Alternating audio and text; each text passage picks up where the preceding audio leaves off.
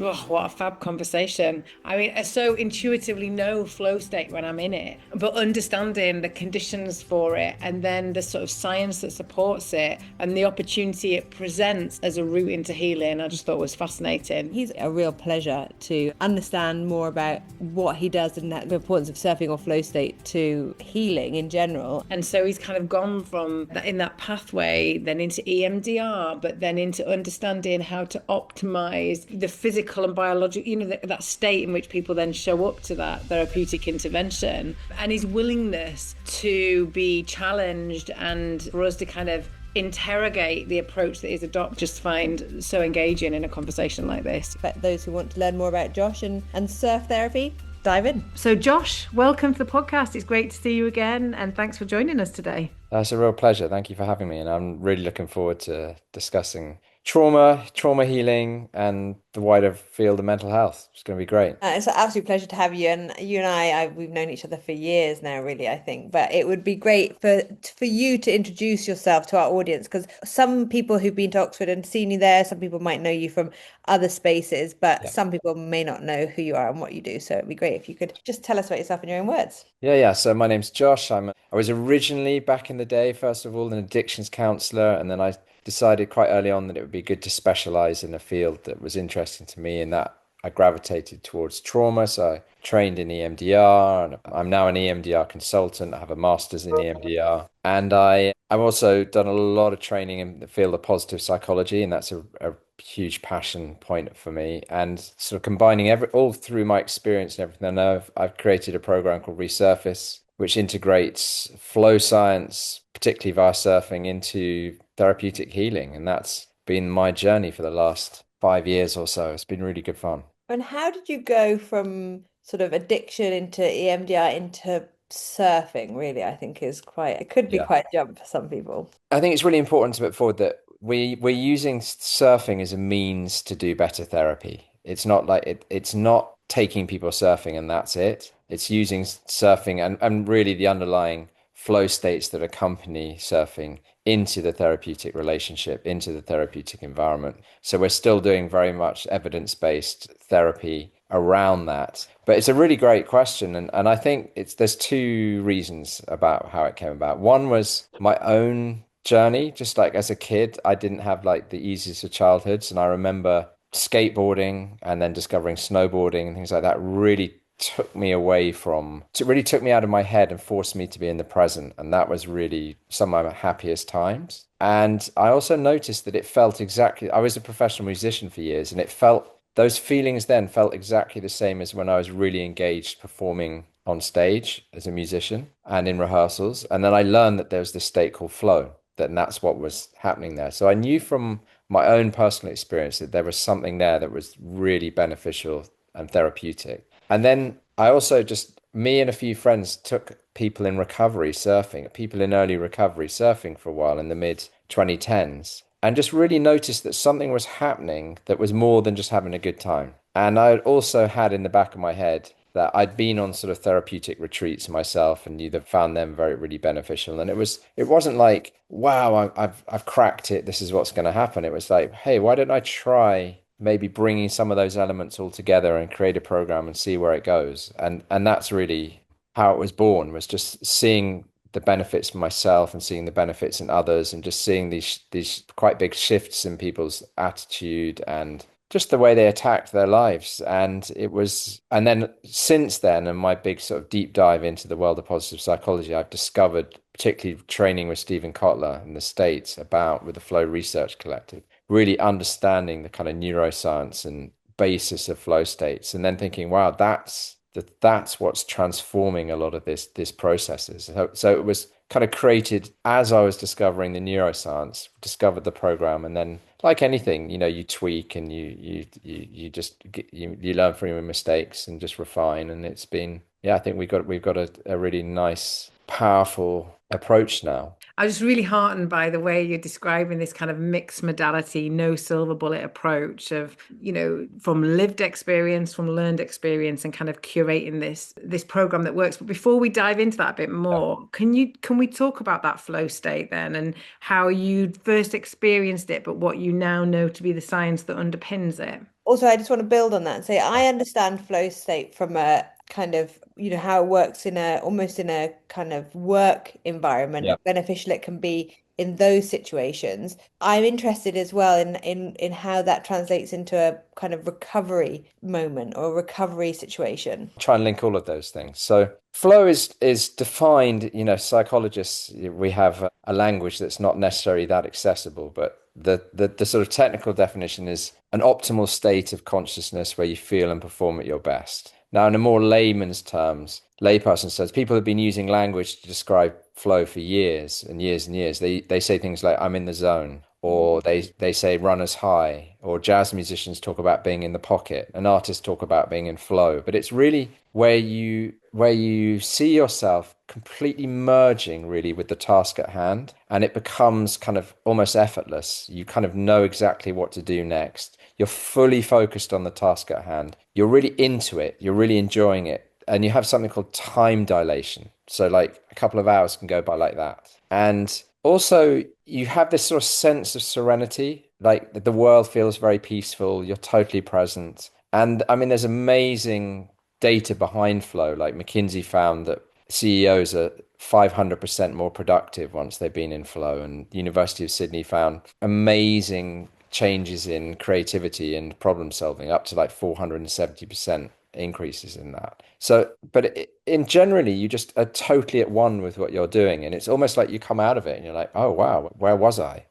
And you know where you were, but it's like, it almost feels like you land, you come out of it. And flow usually tends to last for about 90 minutes to 2 hours maximum. Hence why most sports events are that time, because we love paying billions to see people in flow. But you mentioned Araminta, you mentioned about it in the workplace. It's exact, the conditions for flow are exactly the same. And the other amazing thing about flow is it feels the same whether you're playing a musical instrument, dancing with someone, writing that proposal that you're really passionate about, doing that public performance, skiing down the mountain, running. It's exactly the same cocktail of neurochemicals and brain states going on at the same time. And so it's kind of euphoric. You feel like you've really achieved something when you come out of it. Hopefully that explains some of it. It, Yeah. it really beautifully explains it. And then asking for a friend, how do you optimally get into that optimal state of flow? Yeah, that's a really good question. I Because mean, it does feel great. I mean, you're describing it, and I can relate to that description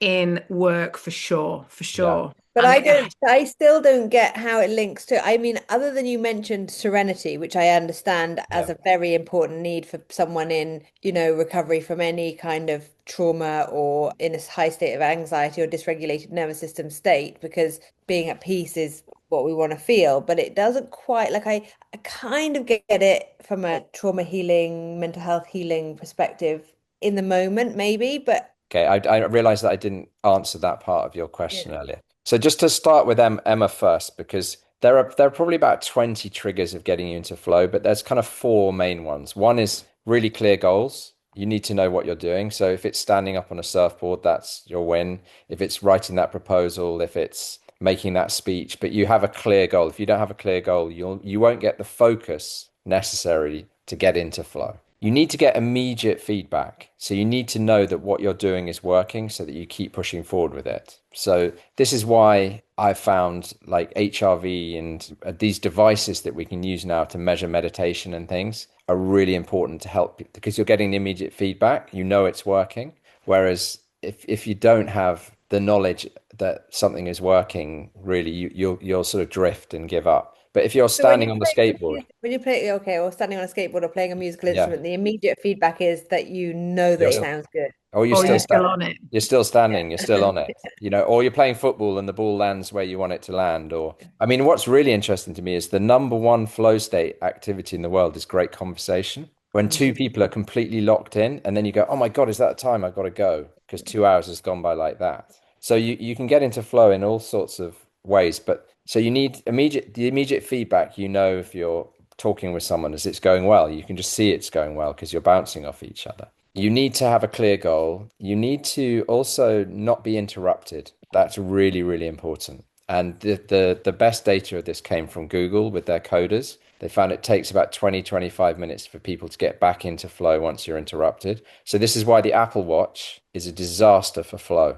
It's brilliant for other things, but you've got to switch those notifications off if you want to be in flow in the workplace. And then also, but the number one thing is something called the skills challenge balance. You need to be pushed just to the edge of your ability so that you're anxious enough to fully focus, but not too anxious that you melt down. And so this is why someone can get into flow on the baby slopes learning to ski because they don't have the skill set yet and it's really difficult, but they're just about managing it. And then the Olympic skier is not going to get into flow unless he's jumping out of a helicopter and going down the mountain in those ways we see on the TV. So you need to have that sweet spot. And I always use this example of if I play football, the only time I'm really going to get into flow playing football is with people who are my ability or a tiny bit better than me. If I play with my kids who are my twins who are 4.5, it'll be sweet, it'll be relaxing, but I'm not going to get into flow. If I find myself in a Premier League game, I'm going to have a panic attack. There's no way I'm going to get into flow.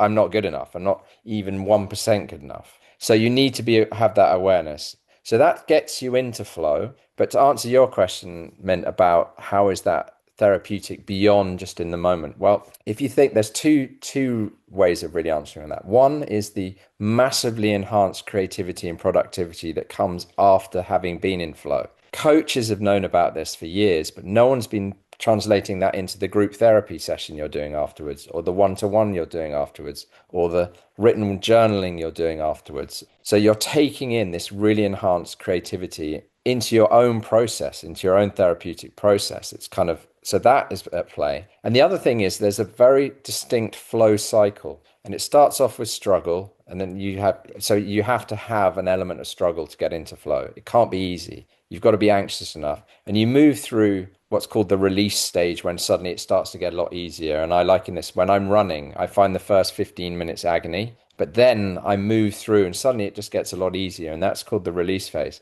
Then you get into flow. But when you come out of flow, you come into something called the recovery phase. And that's that sort of warm blanket feel you have, having really been absorbed in something. And when you're in the recovery phase, you're flooded with serotonin and oxytocin. And you also have a dominance of delta brainwave states. Now, delta brainwave states are those, do you know when you're going to bed and you have that amazing idea that you'll definitely remember in the morning, and then you don't write it down, you can't remember? That's delta. It's fantastic at making lateral connections. And then the serotonin and oxytocin is released. This is all Herbert Benson's work.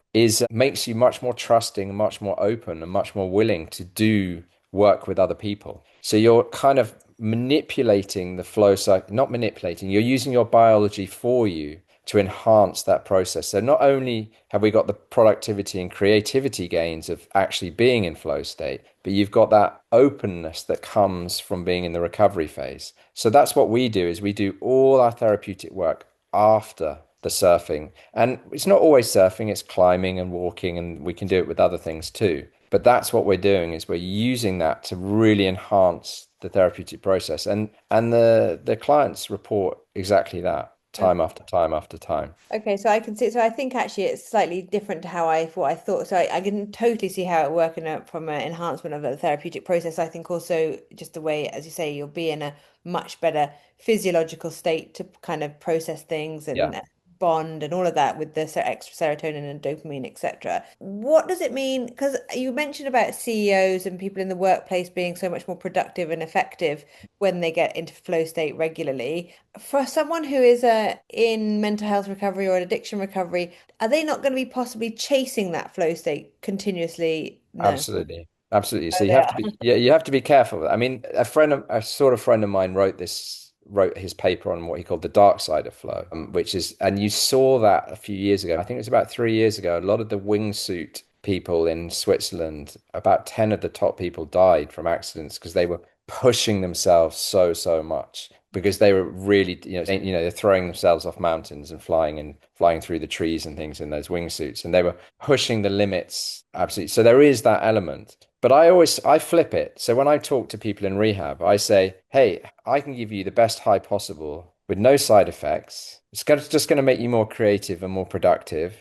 You're not going to be having to pay the dealer or anything, and you're not going to have a come down. And then I've got their attention immediately, because it is a state that feels similar, but you can use that, like it's a bit like any, you could think of it as a technology, right? And any technology can be used really productively, and it can be used maladaptively as well. It's a great I think, question, that. yeah, it helps me understand. Like, I get to the point where it's like with yoga, so much of what you're talking about, I can either see it in the work context, but then all of that about it takes this amount of time. And then when you're in it, there's this time distortion thing where it just goes really quickly. The feeling afterwards gets me back on the mat time and time. And it never feels like all other exercise used to feel like a chore. And it's that there is an addictive nature to that kind of being in that kind of flow. But is that if unless it's really disrupting your life, is that a problem? Well, I think, like, when we're subtle, I think it was really easy with addiction in general. It was really easy when we were talking about substances. But then when people started to describe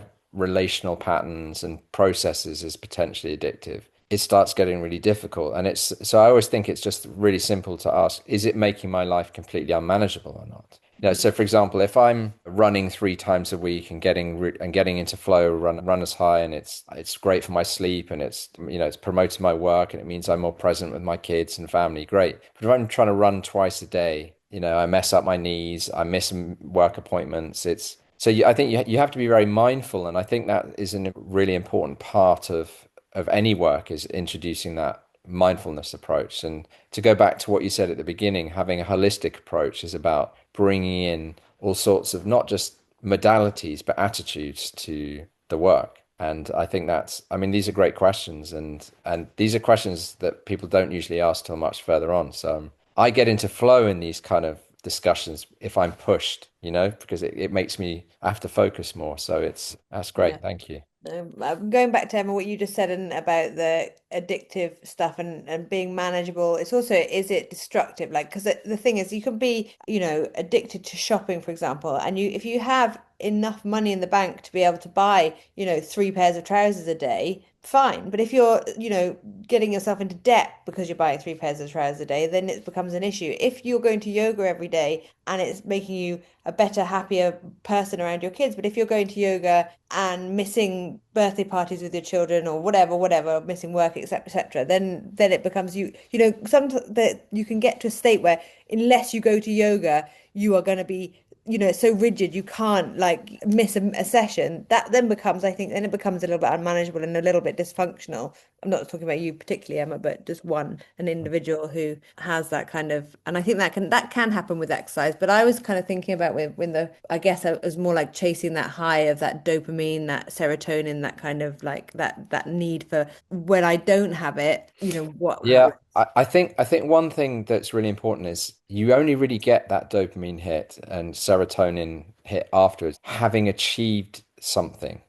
When you're in flow, you're really doing something, you're really productive, you're either you're challenging yourself, you're super focused, you might be writing your book or painting a picture or something like that. So you don't get like that crash of, oh, I've artificially stimulated myself. I think in the same way that, like, people, when I work with sex addiction, people will talk about the sort of the low that comes from pornography and things like that, because it's hacking, it's cheating the system. Whereas when you've been in flow, you've been on a run, you've painted a picture, you've had a really great conversation with someone, you've you've maybe played a beautiful piece of music, that there is that achievement. So I don't think you have quite the same, it doesn't mess with your self-esteem and your sense of self because you've kind of taken a pill or, all these processes we know that kind of shortcut things. Well, and building on that, if you know what puts you into flow, sometimes like might not feel like going to the mat.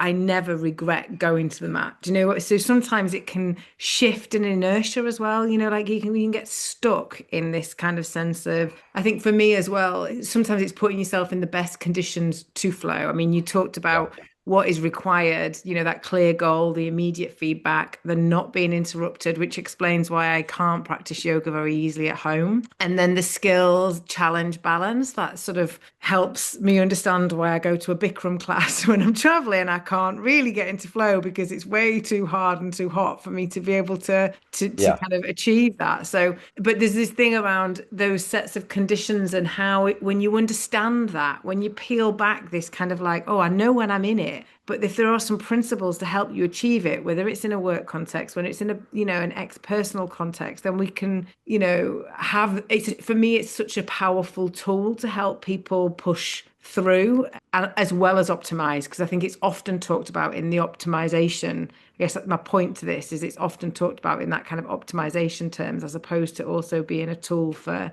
pushing through. Yeah, absolutely. And so, then you might say, well, why am I using surfing as a means to do this? Why am I using other things? Well, there's a few things. One, it's really interesting to see a lot of people, it's an activity that a lot of people want to try. They like the look of it. When you fall off, it doesn't hurt. You're falling into water in general, like compared to other kind of board sports and things. It's really difficult. It's really difficult. So for someone getting their knee up on the board and just going, 10 meters is such a big win for some people, that not only are you getting people into flow, but they're just, you've got these just really obvious levels of progress that people really grab onto and really enjoy. And then if you think about the skills challenge balance, it's kind of never ending with surfing, because it starts off with like, I'm just going to try and like lie on my tummy and go 10 meters, to I'm going to try and like do something on a big wave out back.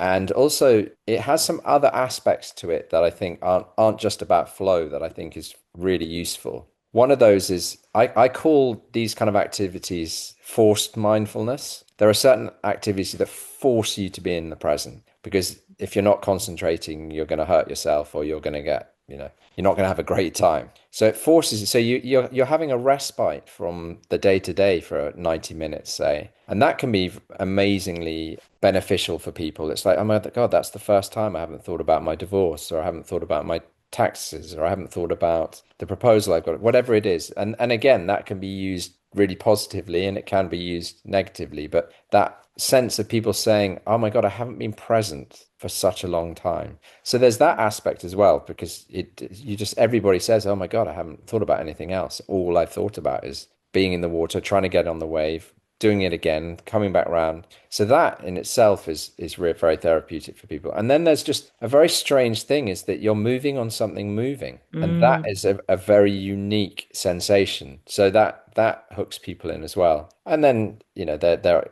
a lot of people like being by the sea and the beach and all of that. So that there are other reasons, not just flow, but I think the fundamental key aspect to change is the fact that people are getting into flow, then they're doing their EMDR or their CBT or psychodrama or whatever it is that we're setting up afterwards. So I think that's if yeah. And do people have to like, I guess they have to like water of some description. They have to, do you have many people who are like, I really don't really want to get into the sea. I don't enjoy Yeah, this. we do a bit, but I would say like the main Resurface program is slightly self-selecting by its very nature. But I do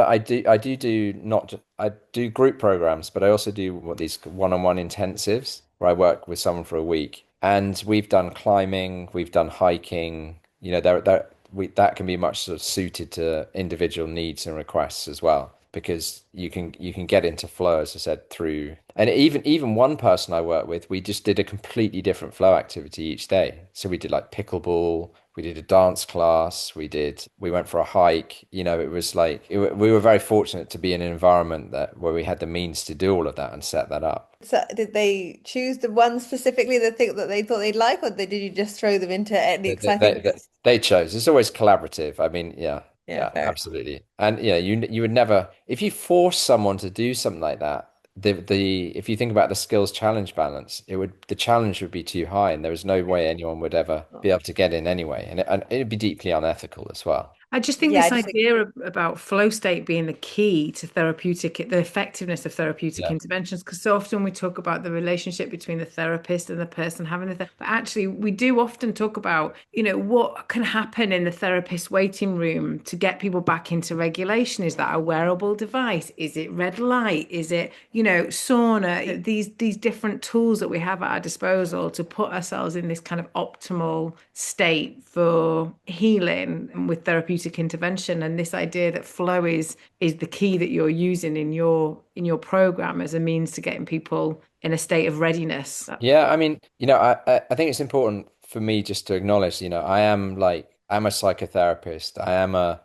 I've studied a lot of psychology and I'm very much in the evidence-based camp. And so I know that there are lots of interventions and things that really work. And it's been about bringing those together, and and when I say I'm a psychotherapist, so I understand the importance of the therapeutic relationship. But then I read about Professor Ad de Jong's work in Holland, where in his treatment center, they rotate the therapist every session. Interesting. So someone has, I think they have four or five different EMDR therapists in that particular What's the trauma what's rehab. the reason for that? And and actually, apparently the clients report they love getting input from five different people, and they found that really Feel valuable. valuable. Yeah, fair enough. He's quite a sort of, a maverick. So he's just trying to say, hey, look, the therapeutic relationship might not be as valuable as you think. Actually, it may be these mechanisms. So it's just interesting how there are many mechanisms, but I'd also say a great surf instructor is going to be really important, and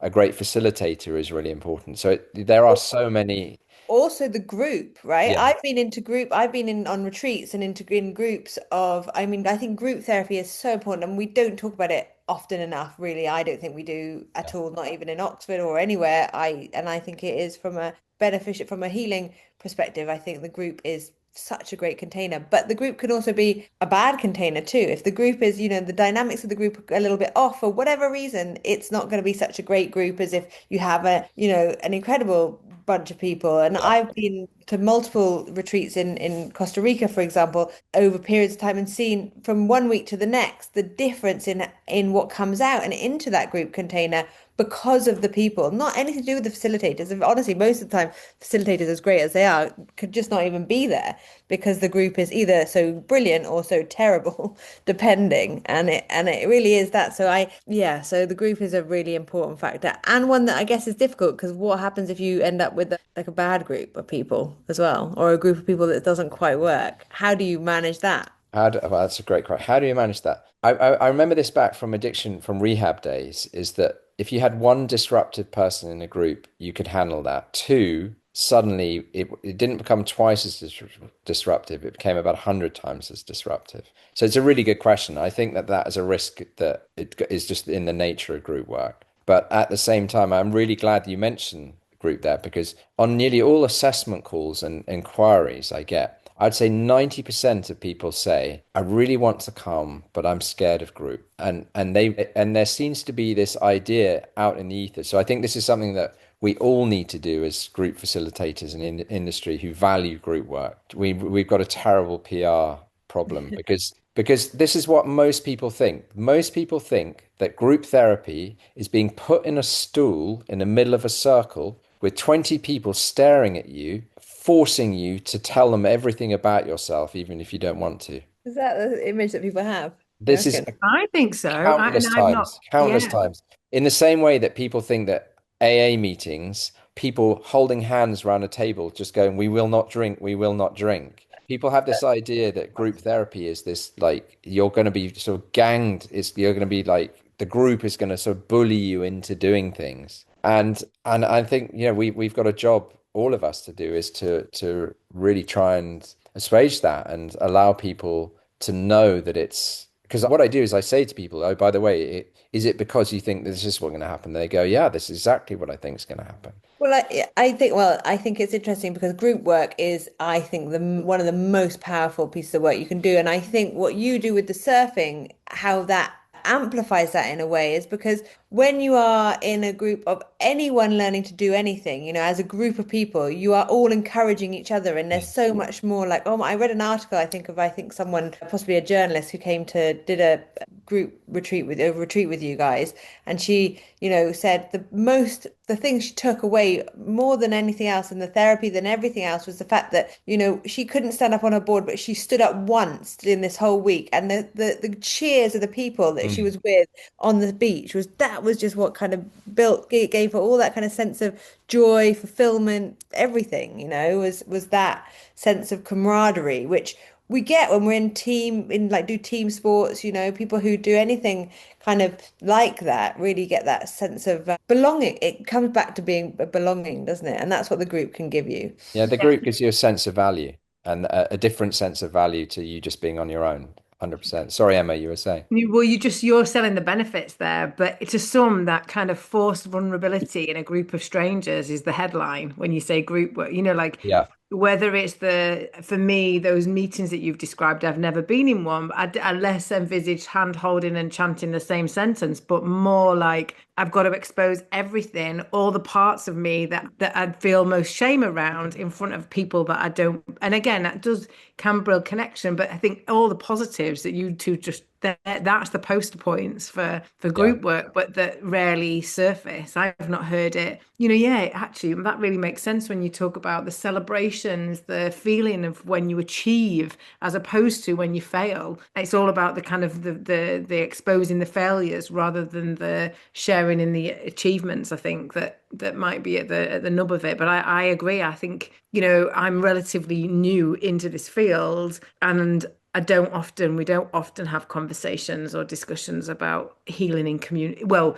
we talk about the importance of community and connection, but not healing in Yeah. groups and in community. And I think, not just what Mint was saying just now about the fact that people celebrate each other's wins, but when someone gets vulnerable, it gives other people permission to be vulnerable too. And Mhm. also it shows people how to, I always talk about group work as being like, there's basically two types of trauma, right? We have all these different words, but I basically, there's the set of symptoms that happens when an event happens to you, the car crash, the abuse, whatever it is. And we talk about PTSD that goes with that. And then we have what didn't happen to you, the neglect, the abandonment, the developmental trauma. And with PTSD, we have all these brilliant interventions to take away those symptoms. But how do we take away something that's not there? The neglect, the abandonment. We can't. We have to put something in. And we cannot rely on one person to do that for us. We see too many people relying on their spouse or their therapist to try and heal all those deficits. Whereas a group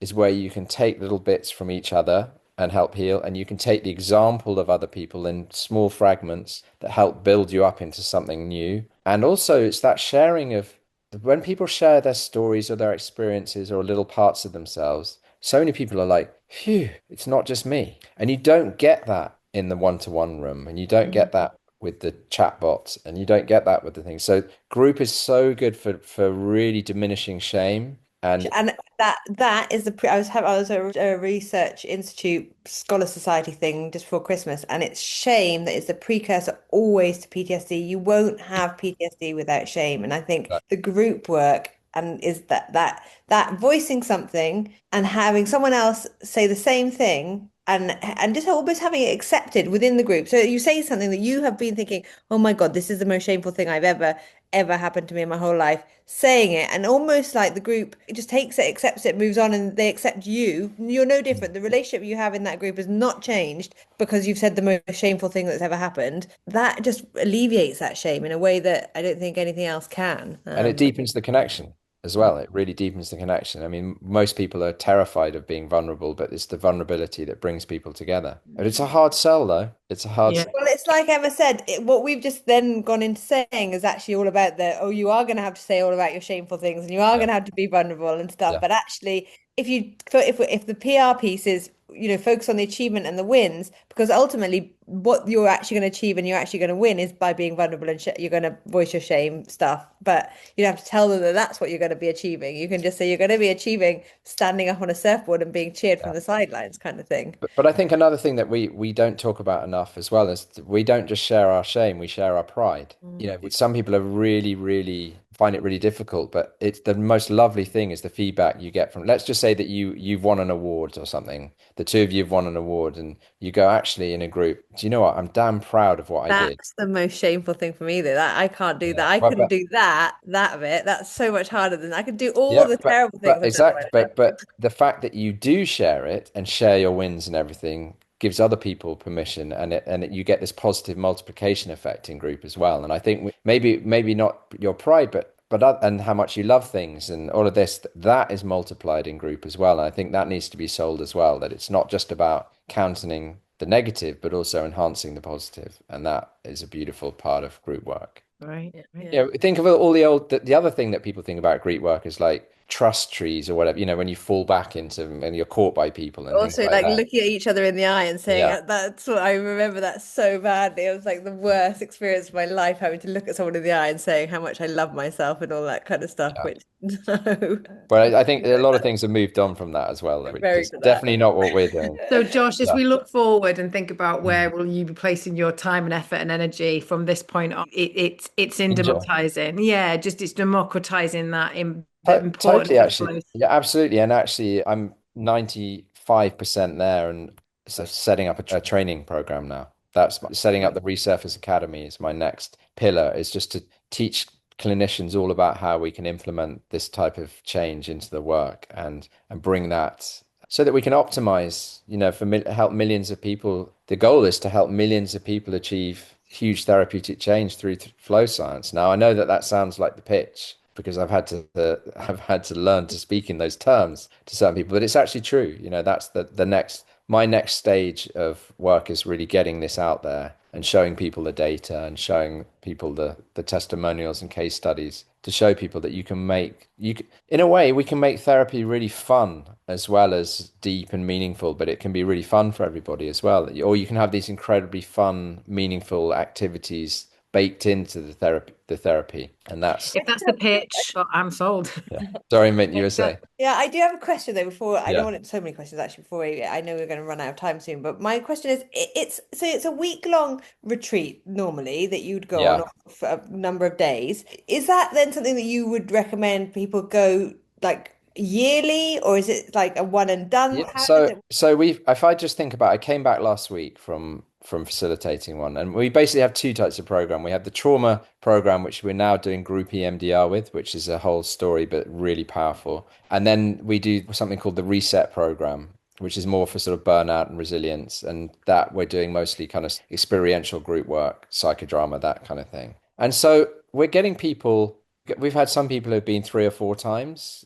Sorry, but if I think about last week, we had one person who was a psychologist coming back to top up their CPD and have a great week. They've been before. We had someone who had been before as well. We had someone who had never done anything therapeutic in their life before, ever. And they'd never even been to a counselor, but they just thought this would be a good way of getting in there. So it kind of, people get a huge amount of value at any stage because you're bringing where you're at. And what's the biggest group you can have or the you would biggest have? group that we've done, we did last October, we had 15. Would you do bigger? I'm just thinking about it from a If I'd love to do big. If I did bigger, I'd have to split the groups in the afternoons. So it's just a matter of facilitation. That's all. We just require finding a venue that you could split. But no, there wouldn't be any reason that you couldn't, as long as you can maintain the quality. You could do bespoke ones, for example. So let's just say I'm just thinking outside the box, which I know what Emma's thinking, I'm Yeah. thinking, but like say we have 32 people in our business, in our company, Yeah. and we wanted to like, so it's more, I guess it's more of a rather than a healing one, because I don't Yeah. think it necessarily be Yeah. a lot of therapy, but more maybe helping people get into the flow state to then Yeah. work together, to do things together, etc. Is that something that you'd consider I, doing? and I have done that. I have done that for a couple of different organizations. Yeah. Okay. You can definitely create bespoke things. Absolutely. 100%. Great. Because I'd also love to do psychodrama with our team actually at some point. It's really fun doing that with Yeah. a business team as well, because you can do psychodrama that's all about just connection, or you can do psychodrama that's all about issues that you're worried about in the future. We don't have to be doing psychodramas about childhood Yeah. yeah, it's really fun doing that. Josh, it's Great. been an absolute pleasure. Very Thank you for lovely to joining see us you. today. Lovely to see you both again, and I hope Yeah. you find that valuable. We Um, definitely did, and I can't wait to see you in Oxford as well this year. It's gonna be I'm great. really looking forward to that. Yeah. Yeah, absolutely. Brilliant. Thanks, Josh.